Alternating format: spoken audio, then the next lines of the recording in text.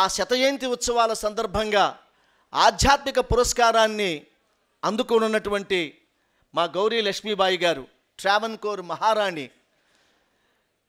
మీరు చూస్తున్నారు పేపర్లో, పద్మనాభస్వామి దేవాలయంలో మాళిగలు ఉన్నాయి లోపల, అందులో వజ్రాలు వైఢూర్యాలు అలా లోపలికి వెళ్తూ ఉంటే మాళిగల్లోకి అది ఎంత దూరం వెళ్తుందో తెలీదు. దాని నిండా సంపదే.